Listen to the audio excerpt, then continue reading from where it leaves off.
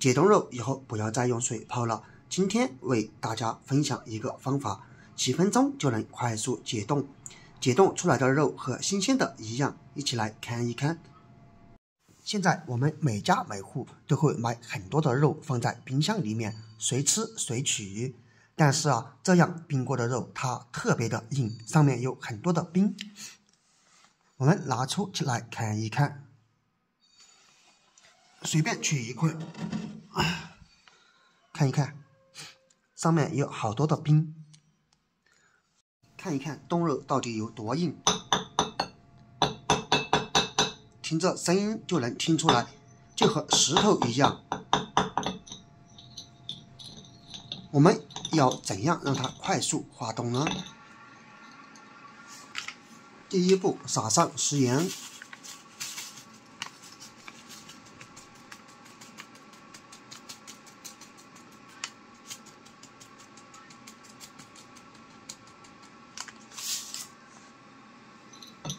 把食鹽均勻地塗抹在肉質表面。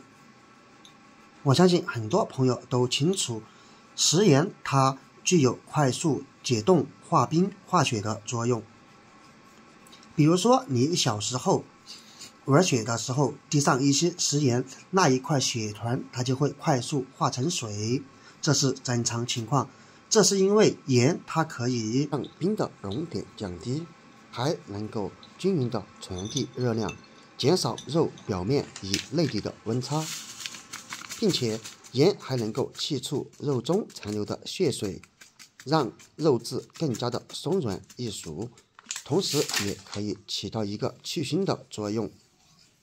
同時，鹽水也可以抑制細菌生長，降低肉類的細菌含量。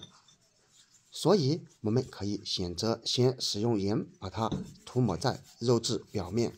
不知道平時你在家裡面解凍肉的時候，有沒有使用食鹽來解凍這種方法呢？直到將整塊肉表面都均勻地塗抹上一層。可以看見塗抹過程有一些碎冰也已經融化掉。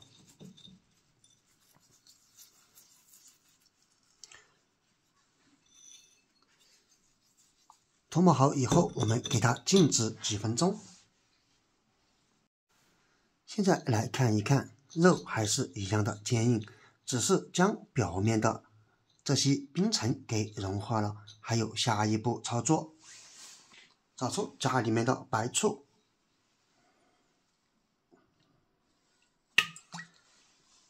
在肉上面倒上，不用擔心它留在下面，因為我們還要將白醋刷一遍。找一個刷子，我們把下面的白醋均勻地刷在肉的表面，而用白醋來解凍肉，確保每個肉都刷上一層白醋。醋酸能夠降低水的冰點，從而加速冰晶融化。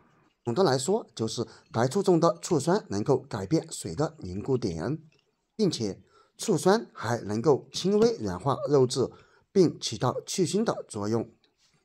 因此，我們解凍肉的時候，可以用食鹽塗抹一層，然後在肉表面均勻地刷上一層白醋，像這樣就好了。然後用一個保鮮膜給它包起來。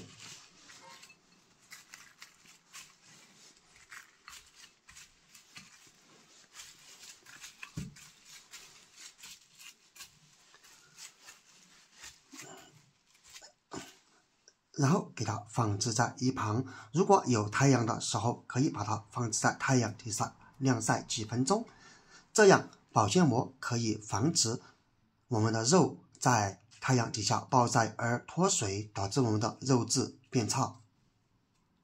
再來看一看咱們的肉，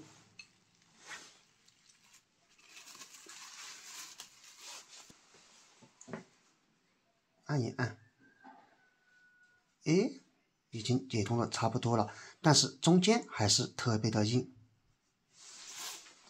那麼這個時候，我們把肉放入盆中，將裡面的白醋也倒在裡面，然後加入溫水，记住水溫千萬不要過高哦，那樣的話，咱們的肉質表面就會被燙到半生不熟，會大大的影響肉的口感。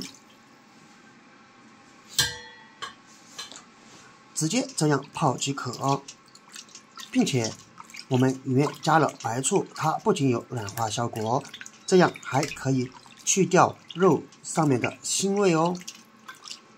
這樣我們不要太久，只需給它泡上3分鐘左右，因為泡久了之後肉就會變得發柴。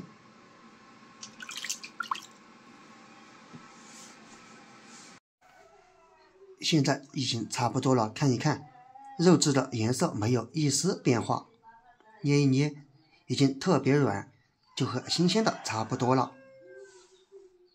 最後我們把肉給它洗乾淨，把表面的鹽以及白醋給它洗掉，防止我們在吃的過程中發酸偏鹹，當然也不衛生，因此一定要給它洗乾淨哦。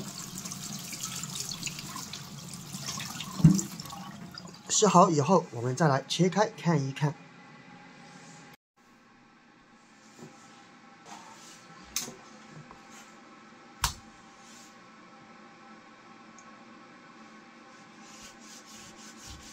你看，輕輕鬆鬆就切開了，中間有一點點偏硬是正常情況，而且有一點偏硬，我們切肉的時候也相對比較好切。朋友們，視頻都已經看到這裡了，制作視頻不容易，請用你發財的手為我免費點個讚吧，你的每一個點讚都是對我最大的支持和鼓勵，謝謝。看一看，就算是拿來切肉片、切肉絲也是非常輕鬆，說明這個解凍效果還是非常不錯。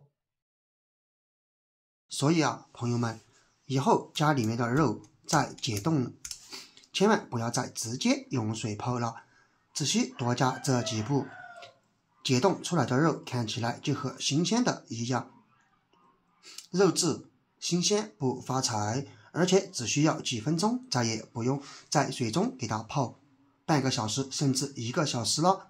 如果一時疏忽忘了解凍，那麼就得等很久才能滑動，所以趕緊把這個方法收藏起來，也分享給身邊的朋友們吧。當然，如果你們有更多更好的解凍肉方法，那麼也可以在下方評論區分享出來。希望這個視頻能夠幫助到更多的人。